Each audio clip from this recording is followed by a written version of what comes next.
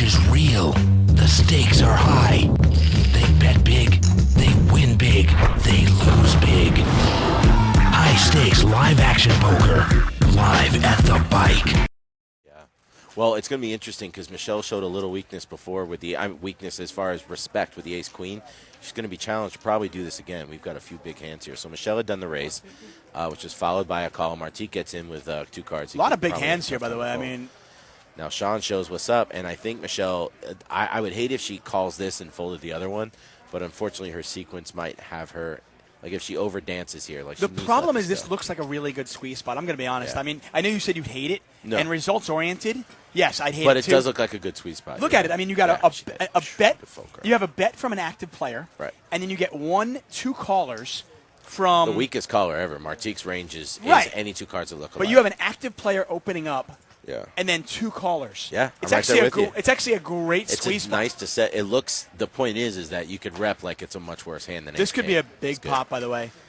Sean with the overcards and the flush draw. Martique with top pair is not going to go anywhere. 150. Martique check raises with queen 9. You don't see this very often. This is usually a check call situation against the 3-better. Particularly with a shorter stack, I think I might have. It's a.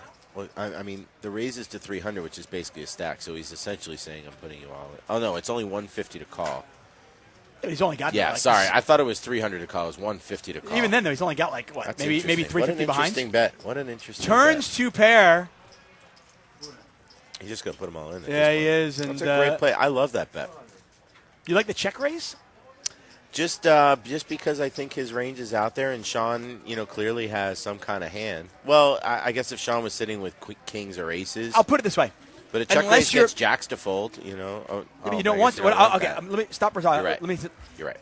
The check raise and the flop. The only reason I question it is he ever getting a better hand to fold? Right. And is he ever getting called by worse? Right. I mean, it turns out Sean has the one hand, the absolute one hand that is worse than his that he can call with, which is ace, king of spades.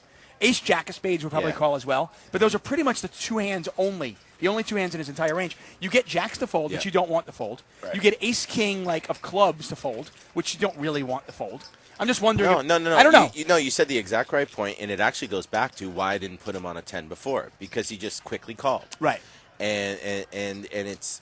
Oh, wow. See, this is what happens when you call. I mean, by the way, the check raise happened to be perfect against this exact hand. It's amazing. But but for the range of hands, you're right. If Sean had aces, if Sean had kings, if Sean had ace-queen, he's never folding. He's actually going with it. This is a play that a queen makes, so all these hands that you beat are going to go away. Generally, right. Like if your opponent had jacks here, you just... That's my theory for river plays. Oh, boy. Works. And Martique goes in blind. Sean says, okay, I'll take it. And now Martique's going to get the bad news. Ay. But I raised you. What are you doing? Perfect accent. That was it? That was perfect. Man, bad raise.